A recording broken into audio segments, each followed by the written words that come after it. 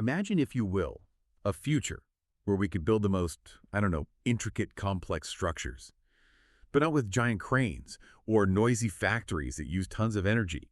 Instead, imagine using something totally invisible, microscopic, and actually fundamental to life itself. Picture programming molecules, just telling them to assemble themselves into these incredible 3D designs, not in some huge industrial plant, but right there, maybe in simple water wells. It really sounds like something straight out of science fiction, doesn't it? Well, get ready for a serious aha moment because, believe it or not, that future, it's kind of already starting. Welcome to the Deep Dive. Today we're plunging into a truly incredible breakthrough. Scientists are now building intricate, functional 3D nanostructures using basically nothing but DNA and water. And this isn't just, a small step forward. It feels more like a revolutionary new way of thinking about manufacturing, especially at the tiniest, most precise scale imaginable. Our deep dives today, it's rooted in some really groundbreaking research, mostly coming out of Columbia University. It was highlighted really well in a SciTech Daily article, and the work itself is published in top journals like Nature Materials and ACS Nano. Serious stuff. And these sources, they really pull back the curtain, showing how researchers are taking direct inspiration from nature's own blueprint DNA to completely rethink manufacturing.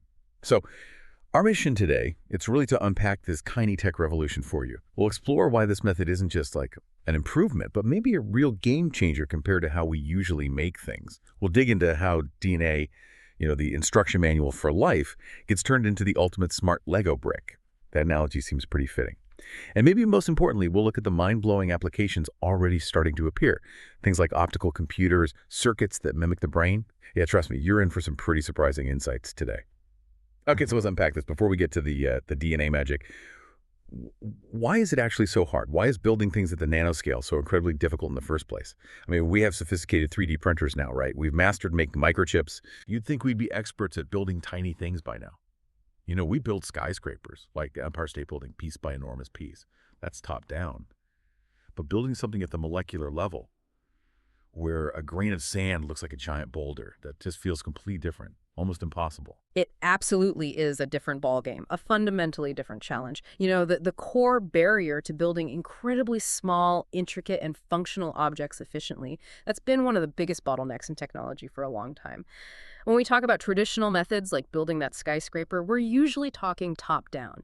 You start with a big chunk of material and you carve away or etch or shape it until you get what you want, like a sculptor working with marble. For making microchips, for example, the standard method is photolithography, which basically uses powerful light and these really intricate stencils or masks to etch circuits onto silicon wafers. But the challenge there is these mainstream techniques, they really struggle when you need complex, truly three-dimensional structures. They're inherently kind of flat 2D processes. Right, like trying to build a multi-story building just by drawing on the ground floor. Exactly. And just in terms of how it works, photolithography and even the most advanced sort of conventional 3D printing methods we have, which, by the way, still can't really get down to the true nanoscale feature size we're talking about here. They build things feature by feature, one by one. It's an intrinsically slow serial process. Ah, okay. So one bit at a time. Precisely. And that becomes a huge limitation when you need, say, billions of interconnected parts for a complex chip. We just fundamentally need a new approach, something faster, more efficient, and built for 3D from the ground up. Okay, here's where it gets really interesting and honestly a bit mind-bending for me. The solution, or at least this major breakthrough, comes from DNA. Seriously. Yeah. How on earth do you take the biological instruction manual, the code of life, and turn it into a construction material? It sounds like saying you're going to build a house using, I don't know, the words from a novel. How does that work? It does sound incredibly counterintuitive at first, yeah. But it's actually remarkably elegant because, in a way, nature already figured this out billions of years ago. Biology is full of self-assembly. Oleg Gang and his chemical engineering team there at Columbia, they're essentially taking cues from these natural systems. They're adopting what we call a bottom-up strategy. Bottom up, so building up from the components, not carving down. Exactly. Instead of carving down, they program tiny components to build themselves. And the core idea hinges on the predictable nature of DNA strands, those 4 bases, A, T, C, G. Right, the letters of the genetic code. They only care up in very specific ways. A always links with T, C always links with G. It's like a chemical lock and key. This means you can design specific sequences of DNA that will automatically fold or bind into precise, predetermined shapes. It effectively turns DNA strands into these incredibly specific, programmable, smart Lego bricks. Their fundamental building block, the core unit, is this mechanically sturdy 8-sided shape, an octahedron. Gang calls it a voxel. Think of it like a tiny 3D puzzle piece that's strong and stable on its own. Okay, a voxel, like a 3D pixel. Sort of, yeah. Yeah. But these voxels aren't just passive blocks. They have programmable connectors at each corner, also made of DNA strands. And here's the really clever part. These DNA connectors are designed to link up only with other specific voxels. So they form particular repeating 3D patterns or motifs, and then those motifs build up into larger, hierarchically ordered structures. Wow. So it's not just a random jumble. It's a precisely choreographed construction process, all driven by those specific DNA interactions. Okay, that makes sense conceptually. But if you want a really complex structure, let's say a specific kind of light sensor, or maybe a miniature circuit, how do you even begin to figure out the DNA sequences for millions of these voxels? Yeah. Each one needing to connect in a very precise way. It sounds like an astronomically complex design problem. My childhood Lego sets were tricky enough sometimes. That's absolutely the core challenge, you're right. And it raises that key question. If you know what you want to build, how do you work backward? How do you design the pieces? They tackle this with something they call an inverse structural design approach. Inverse design. So starting with the end result. Exactly. Instead of just trying random DNA sequences, which would take forever, trial and error, they start with the desired final structure and its function. Then, they systematically break that big picture down into smaller, manageable components. They figure out the exact structural properties, the binding affinities, the functional bits needed for each individual building block, each voxel type. Now, to handle this sheer complexity, they developed a really ingenious algorithm. It's called MOSES. That stands for Mapping of Structurally Encoded Assembly. MOSES. So You can basically think of it as nanoscale CAD software, computer-aided design, but for the molecular world. right, like AutoCAD, but for DNA structures. Right. Precisely. It's the brain behind the operation, really. It turns what would be an impossible guessing game into a streamlined design process. MOSES effectively acts like a nanoscale architect. It lets scientists command the DNA to build specific things, rather than just hoping they assemble correctly. Its main job is to figure out the minimum amount of information needed for efficient self-assembly. It essentially tells the researchers, okay, to make this specific complex 3D lattice structure, you need to use these specific DNA voxel types in this arrangement. That's incredible. It bridges the gap between the design idea and the actual molecular recipe. It really does. It's a huge leap. And their collaborator, Sanat Kumar, also in chemical engineering at Columbia, did crucial computational work to verify that this whole inverse design approach actually works in simulation before they built it in the lab. That is truly staggering. The idea that we can program something as fundamental as DNA to build almost anything we can imagine at that tiny scale. So, okay, let's bring it back to us. What does this mean, practically? What kind of amazing, maybe paradigm-shifting things can we actually build with these DNA Legos? Yeah. And why should you, listening right now, really care about this tiny revolution? Are we just talking microscopic castles here, or things that could genuinely change our world? Oh, we're absolutely talking about things that could change our world. Profoundly revolutionary potential here. The versatility of this platform is just remarkable because it's not limited to one type of material. It can work with materials that have all sorts of different properties, biological ones, optical, electrical, magnetic. The final function, as they say, simply depends on the design. So it's a toolkit for building anything small. Pretty much. It means we can engineer materials with functionalities tailored for almost any purpose you can think of. So, for instance, manipulating light, they can create things like light-reflecting crystals, or even structures for ultra-fast optical computers. That's a big goal for one of the collaborators, Nanfeng Yu. Optical computers using light instead of electricity to compute. Exactly. Potentially much faster. Mhm. They can even build materials that mimic the light harvesting structures found in, say, natural solar panels. The key insight here is that by building with DNA at this scale, we're not just making new materials, we're fundamentally changing how light interacts with matter.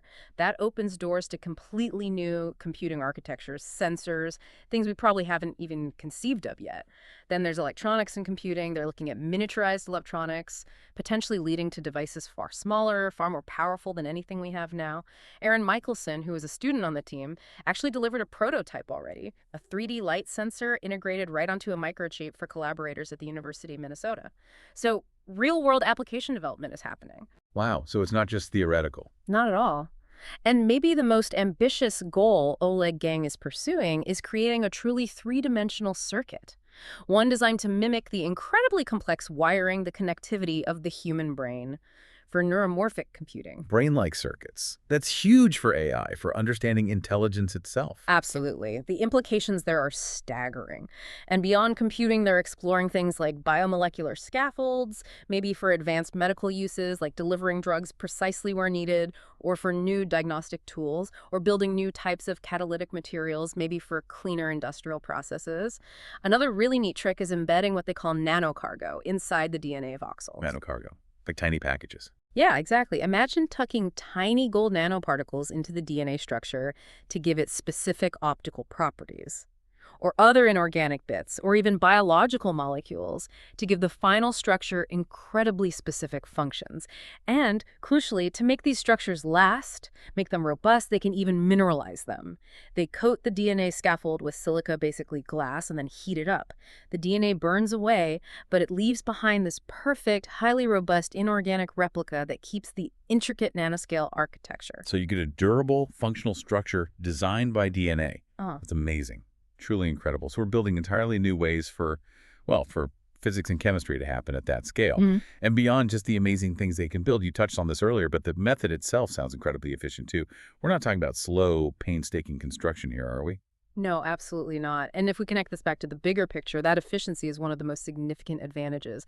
This is a massively parallel fabrication process. Massively parallel, meaning lots happens at once. Exactly. Unlike those traditional top-down methods where you build or etch each tiny feature one by one in a slow sequence, here, the components, the voxels, they self-assemble simultaneously, all in simple water wells. Imagine millions, maybe billions of these structures all forming at the same time, all clicking into place by themselves according to the DNA program. That must save enormous amounts of time and presumably cost. Huge savings, especially for 3D fabrication at this scale. It makes it potentially scalable in a way that top-down methods just can't match for these complex 3D structures. Plus, as we mentioned, the assembly just happens cleanly in water. That makes the whole process inherently more environmentally friendly compared to many industrial techniques using harsh chemicals. Brian Minovich, who was a co-first author on one of the key papers, he mentioned he's working on coupling this with liquid robotics for automation. Wow, automated nano-assembly lines. That's the vision. Establishing automated 3D nano manufacturing for a whole range of applications. Brian sounds like he's dreaming up the ultimate tiny factory. And just like that, we've really explored a genuine revolution in how we build things. Nanoscale manufacturing, where DNA itself becomes the architect, building complex 3D structures from the bottom up precisely, efficiently, and with just incredible versatility. It's all thanks to some really clever molecular design, tapping into nature's own programming language. It really feels like a new generation of tiny tech is dawning. Absolutely. And ultimately, what this deep dive really highlights, I think, is a profound question. If we can truly program the fundamental building blocks of life, DNA, to assemble into almost any structure we desire, what does that mean? What does that imply for our future ability to design and create totally new materials, advanced medicines, maybe even new forms of intelligence? It's radically reshaping those possibilities. So maybe think about this, a world where manufacturing isn't about brute force, huge machines, and high energy, but about intelligent, self-assembling systems guided by information. What new possibilities does that open up? Things we probably can't even properly imagine today as we start handing the architectural blueprints over to the molecules themselves.